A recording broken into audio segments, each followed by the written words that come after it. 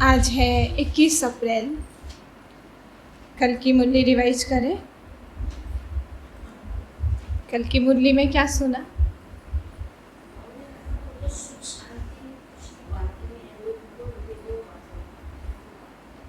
जो खुशी आपको मिली वो खुशी अब औरों को भी देनी है। और क्या कहा था? खुशी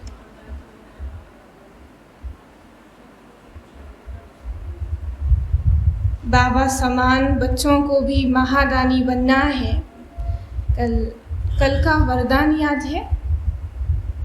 बाबा ने कहा पुरुषार्थी बच्चे हैं, योग का प्रयोग भी।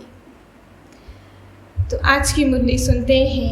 आज बाबा कहते हैं, मीठे बच्चे बाप की याद में रहना, यह बहुत मीठी मिठाई है। बाप की याद में रहना यह बहुत मीठी मिठाई है, जो दूसरों को भी बांटते रहो। जो दूसरों को भी बांटते रहो, अर्थात अल्फ और बे का परिचय देते रहो। अल्फ और बे का परिचय देते रहो। प्रश्न है, स्थायी याद में रहने की, स्थायी याद में रहने की सहज विधि क्या है? उत्तर है, स्थायी याद में रहना है तो देह सहित जो भी संबंध हैं उन सबको भूलो। स्थायी याद में रहना है तो देह सहित जो भी संबंध हैं उन सबको भूलो।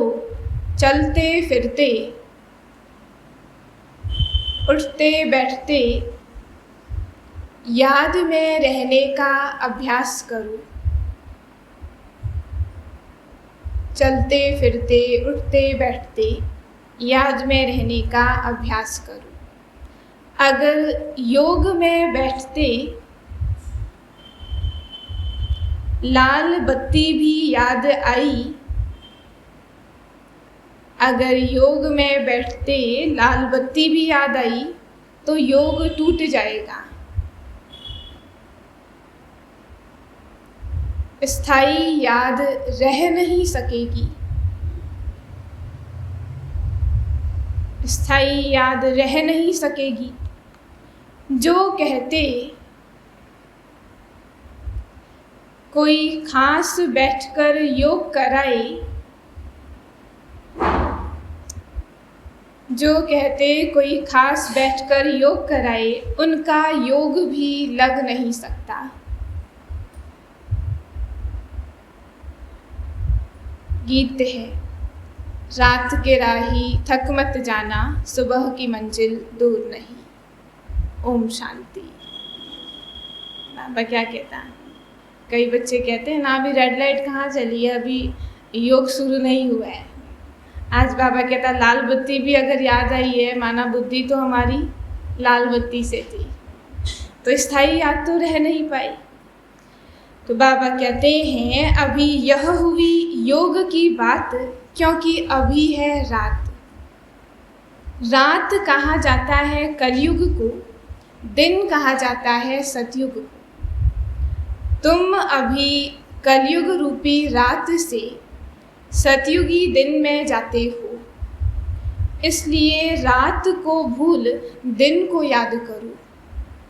नरक से बुद्धि को हटाना है। बुद्धि कहती है बरोबर यह नरक है, और किसी की बुद्धि नहीं कहती। बुद्धि है आत्मा में। आत्मा अब जान गई है कि बाबा आया है रात से दिन में ले जाने। बाप कहते हैं हे आत्माएं, तुमको जाना है स्वर्ग में, परंतु पहले शांति धाम में जाकर फिर स्वर्ग में आना है। गोया तुम योगी हो, पहले घर के पीछे राजधानी के। अब मृत्यु लोक अर्थात रात पूरी होनी है, अब जाना है दिन में।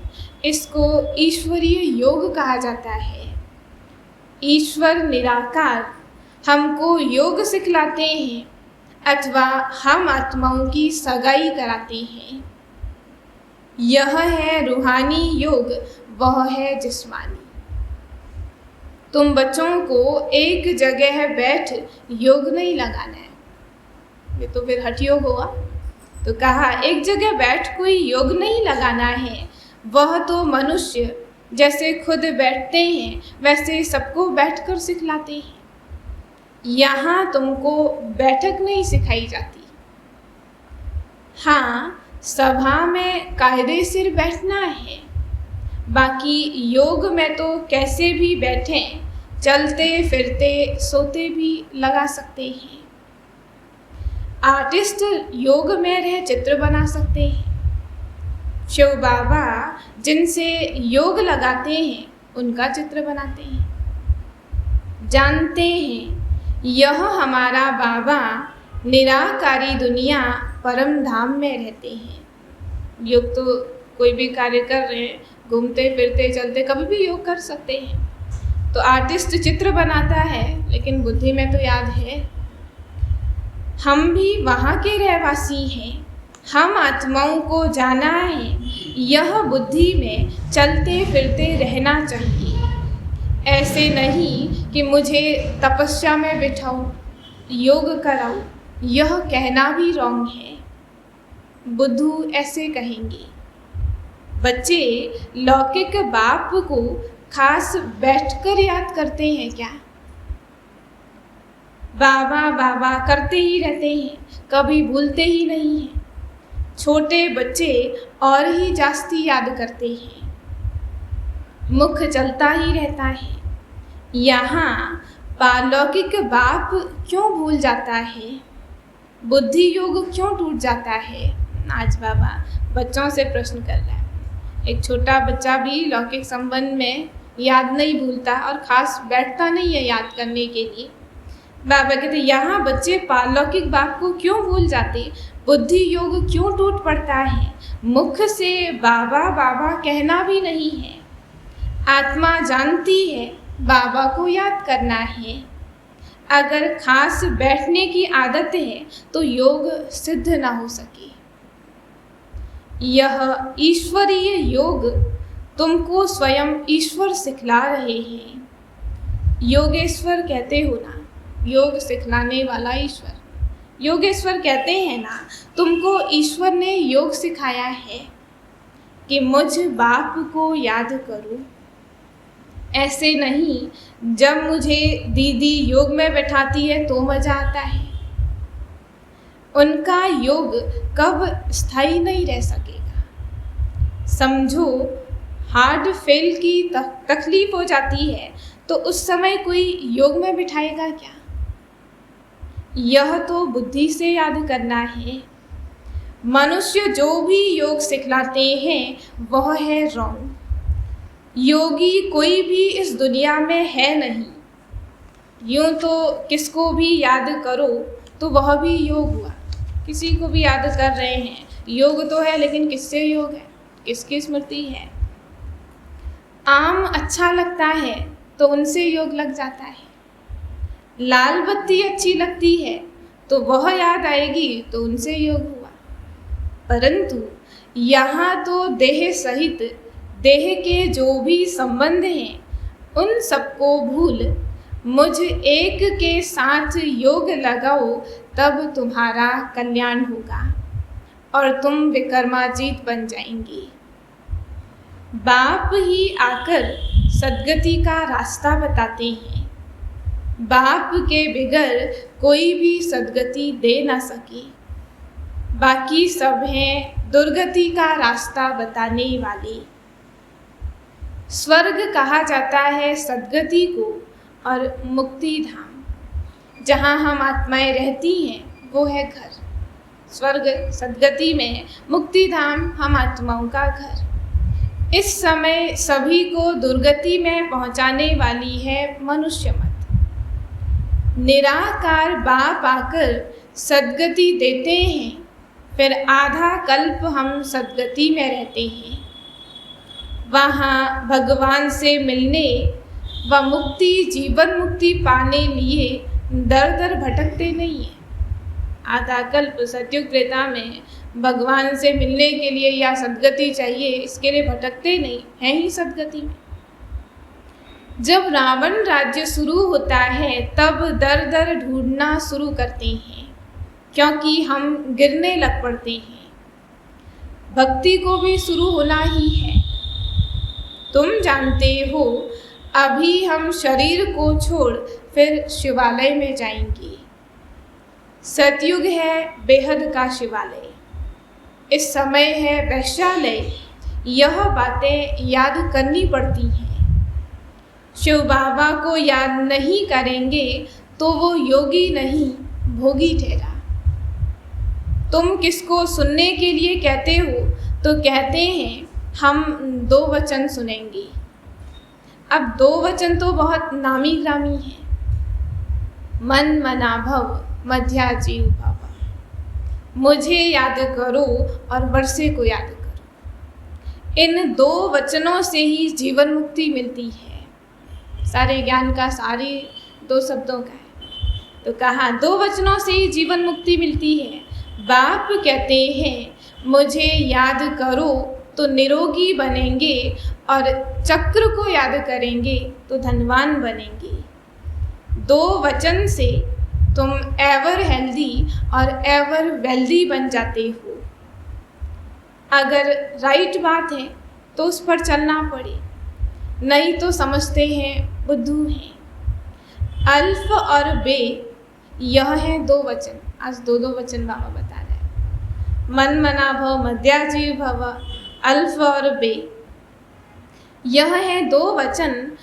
अल्फ अल्लाह, बे हुई रचना। बाबा है अल्फ, बे है बादशाही। तुम्हारे में कोई को बादशाही मिलती है और कोई प्रजा में जाते हैं। तुम बच्चों को पोता में रखना चाहिए कि सारे दिन में कितना समय बाप को और वर्षे को याद किया। यह श्रीमत बाप ही देते हैं। आत्माओं को बाप सिखलाते हैं। मनुष्य धन के लिए कितना माथा मारते हैं। धन तो ब्रह्मा के पास बहुत था। जब देखा कि अल्फ से बादशाही मिलती है तो धन क्या करेंगे, क्यों न सब कुछ अल्फ के हवाले कर बादशाही लेवें। बाबा ने इस पर एक गीत भी बजाया। अल्फ को अल्लाह मिला, बे को मिली बादशाही। आई तार अल्लाह की हुआ रेल का राही। कि अल्लाह का परिचय क्या मिला, पट से रेल का राही, यानी उसका बन गया, सब कुछ उसको सौंप दिया। उसी समय बुद्धि में आया हमको तो विष्णु चतुर्भुज बनना है। हम इस धन को क्या करेंगे। बस बाबा ने बुद्धि का ताला खोल दिया। यह बाबा तो धन कमाने में बिजी था। ब्रह्मा बाबा वो तो धन कमाने में बिजी था। जब राजाई मिलती है तो गदाई का काम क्यों करें। फिर बाबा भूख तो नहीं मरा। ये सब छोड़कर स्थूल धन कमाना या बाबा की सेवा में लगकर बाबा कहता बाबा भूख तो नहीं मरा। बाबा के पास जो आते हैं उनकी बहुत अच्छी पालना होती है। घर में भूख मरते होंगे, यहाँ तो जो श्रीमत पर चलते हैं उनको बाबा भी बहुत अच्छी मदद करते हैं। बाबा कहते हैं सबको रास्ता बताओ कि बेहद के बाप को याद करो और चक्र की नॉलेज को याद करो तो तुम्हारा बेड़ा पार हो जाएगा। खेवैया आया है बेड़ा पार करने। तब तो गाते हैं पतित पावन खेवैया, परंतु याद किसको करना है यह किसको भी मालूम नहीं है। जो भी वो परमात्मा पिता करते हैं, उसकी महिमा का गायन करते हैं, लेकिन हमको याद किसे करना वो नहीं मालूम, क्योंकि सर्वव्यापी कह दिया है। एक ही शिव के चित्र को कहते हैं भगवान, फिर लक्ष्मी नारायण या ब्रह्मा विष्णु शंकर को भगवान क्यों कहते हैं? अगर सब ही बाप बन जाएं तो वर्षा कौन देगा? सब पिता है तो किससे वर्षा मिलेगा? सर्वव्यापी कहने से तो न देने वाला रहा न लेने वाला रहा। लिखा हुआ है ब्रह्मा द्वारा स्थापना, ऊपर में शिव खड़ा है। शिव बाबा ब्रह्मा द्वारा देवता बनाते हैं तो ब्रह्मा भी देवता बनेगा। उस माध्यम से बना रहे हैं, लेकिन वो भी तो बनेगा। यह काम एक बाप का ही है, उनकी ही महिमा है। एक ओंकार अकाल मूरत, आत्मा अकाल मूरत होती है। उनको काल नहीं खाते तो बाप भी अकाल मूरत है। शरीर तो सबके खत्म हो जाते हैं, आत्मा को कभी काल खाता नहीं है। वहाँ अकाले मृत्यु कब होता नहीं है। समझते हैं हमको एक शरीर छोड़ दूसरा लेना है। प्रत्युग में अकाले मृत्यु नहीं होगा, बुद्धि में रहता कि हाँ एक शरीर छोड़ हमें दूसरा लेना है।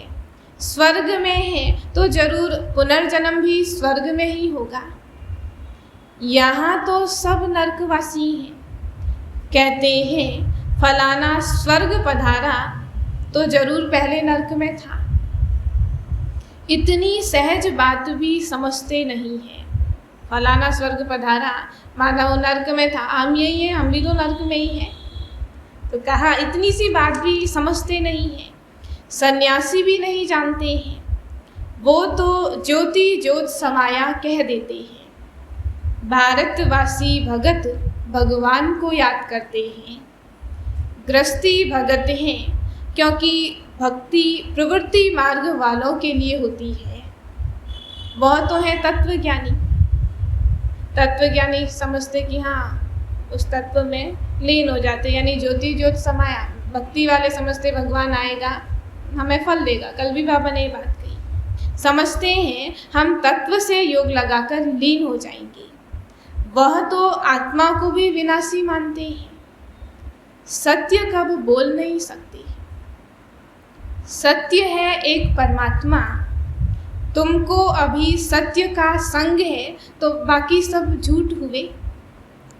कलयुग में सत्य बोलने वाला कोई मनुष्य होता ही नहीं। रचयिता और रचना के बारे में कोई भी सत्य नहीं बोलता। बाप कहते हैं अभी मैं तुमको सभी शास्त्रों का सार बतलाता हूँ। मुख्य जो गीता है उनमें भी परमात्मा के बदले मनुष्य का नाम डाल दिया है, जबकि कृष्ण इस समय सांवरा है। अब कृष्ण का भी ऐसा चित्र बनाए जो मनुष्य समझे। आज तो कृष्ण का भी काला चित्र बनाते हैं, डबल शेड देते हैं। एक तरफ सांवरे का शेड, दूसरे तरफ गोरे का शेड। फिर उन पर समझाया जाए कि काम चिता पर बैठने से काला बन जाते हैं और ज्ञान चिता पर बैठने से गोरा बन जाते हैं। बाबा का चित्र में डबल शेड देना चाहिए कि कृष्ण पवित्र था तो गोरा था, पतित बना तो सांवरा हुआ। निवृत्ति और प्रवृत्ति दोनों ही मार्ग दिखाना है। आयरन एज फिर गोल्डन एज बनती है। गोल्डन के बाद फिर सिल्वर कॉपर होती है। आत्मा कहती है पहले मैं काम चिता पर थी, अब मैं ज्ञान चिता पर बैठी हूँ। अब तुम बच्चे जानते हो हम पतित से परिस्तानी बन रहे हैं। योग में रह तुम कोई भी चीज़ बनाओ तो कभी खराब नहीं होगी। बुद्धि ठीक रहने से मदद मिलती है, लेकिन है मुश्किल। जितना समय भी कर्म कर रहे हैं उतना समय बाबा की याद रहे। बाबा कहते इतना अटेंशन है मुश्किल। बाबा कहते हैं हम भी भूल जाते हैं। बहुत तिरकनबाजी है, बड़ा अच्छा अभ्यास चाहिए। स्थायी याद ठहर नहीं सकती है। चलते फिरते याद में रहने का अभ्यास करना है। याद तो कहाँ भी कर सकते हो, याद से बल मिलता है। ऐसा तो नहीं कि बैठ के याद किया है, बैठ के जितनी देर याद कर रहे हैं वही याद है, और बातें भी तो बुद्धि में आती है। या बैठ के खास याद किया तो विशेष बल मिल गया, और चलते फिरते भूल जाएं बाबा को तो बल नहीं मिलेगा। बाबा कहते बल तो मिलेगा ही याद का। इस समय सच्चा योग कोई भी जानते ही नहीं है। बाप के सिवाय जो भी योग लगाना सिखलाते हैं वह रॉन्ग है। भगवान ने जब योग सिखलाया तो स्वर्ग बन गया। मनुष्यों ने जब योग सिखलाया तो स्वर्ग से नर्क बन गया। हर एक ने अपने से जोड़ा, अपने से योग लगाना सिखाया। तो कहा भगवान ने सिखाया तो स्वर्ग बन गया, मनुष्यों ने योग सिखलाया तो स्वर्ग से नर्क बन गया। कोई भी उल्टी चलन थोड़ी चलते हैं तो बुद्धि का ताला बंद हो जाता है। 10-15 मिनट भी याद में नहीं रह सकते।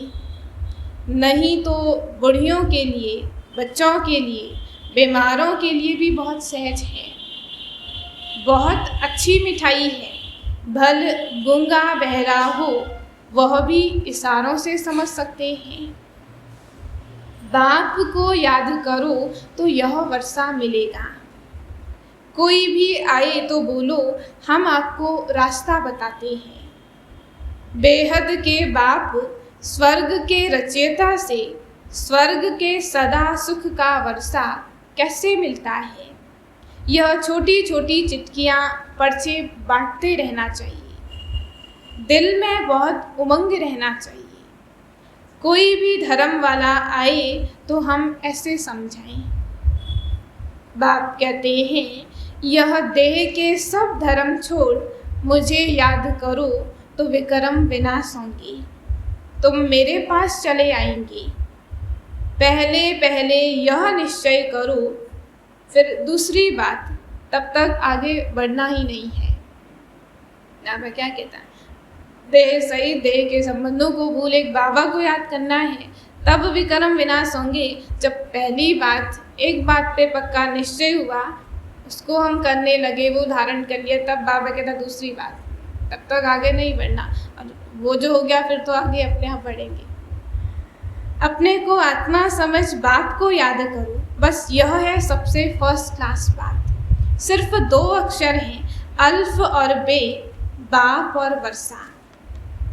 अच्छा, मीठे मीठे सिकी लधे बच्चों प्रति माता पिता बाप दादा का याद प्यार और गुड मॉर्निंग। रूहानी बाप की रूहानी बच्चों को नमस्ते। हम रूहानी बच्चों की रूहानी बाप दादा को नमस्ते नमस्ते नमस्ते। धारणा के लिए मुख्य सार, पहला पॉइंट है अपना सब कुछ अल्फ के हवाले कर। अपना सब कुछ अल्फ के हवाले कर बे बादशाही लेनी है। पोता मेल रखना है। पोता मेल रखना है कि बाप और वर्षे की कितना समय याद रही। बाप और वर्षे की कितना समय याद रही। दूसरा पॉइंट है कोई भी उल्टी चलन नहीं चलनी है।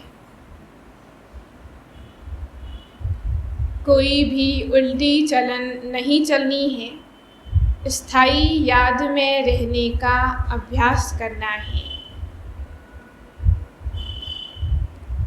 स्थायी याद में रहने का अभ्यास करना है। आज का वरदान है सर्व शक्तियों द्वारा हर कंप्लेन को समाप्त कर। सर्व शक्तियों द्वारा हर कंप्लेन को समाप्त कर कंप्लीट बनने वाले शक्तिशाली आत्मा भव। सर्वशक्तियों द्वारा हर कंप्लेन को समाप्त कर कंप्लीट बनने वाले शक्तिशाली आत्मा भव। बाबा कहते हैं, अंदर में अगर कोई भी कमी है तो उसके कारण को समझकर निवारण करो, क्योंकि माया का नियम है कि जो कमजोरी आप में होगी उसी कमजोरी के द्वारा वह आपको माया जीत बनने नहीं देगी। जहाँ कमजोरी वहीं से माया पकड़ दी, और बाबा कहते माया जीत बनने नहीं देगी। माया उसी कमजोरी का लाभ लेगी और अंत समय में भी वही कमजोरी धोखा देगी। इसलिए सर्व शक्तियों का स्टॉक जमा कर शक्तिशाली आत्मा बनो और योग के प्रयोग द्वारा हर कंप्लेन को समाप्त कर कंप्लीट बन जाओ। यही स्लोगन याद रहे, अब नहीं तो कब नहीं। आप अंत में फिर उसी कमजोरी के चलते बच्चे धोखा खा लेंगे, सब कुछ अच्छा, लेकिन एक ही कमजोरी जिसका हमने निवारण समय रहते नहीं किया। बाबा कह रहा योग के प्रयोग से हर एक कंप्लेन, हर एक शिकायत समाप्त करें और संपूर्ण बने, और अभी करना है। स्लोगन है, शांति और धैर्यता की शक्ति से, शांति और धैर्यता की शक्ति से विघ्नों को समाप्त करने वाले ही विघ्न विनाशक हैं। शांति और धैर्यता की शक्ति से विघ्नों को समाप्त करने वाले ही विघ्न विनाशक हैं। मातेश्वरी जी के अनमोल महावाक्य, अपना असली लक्ष्य क्या है।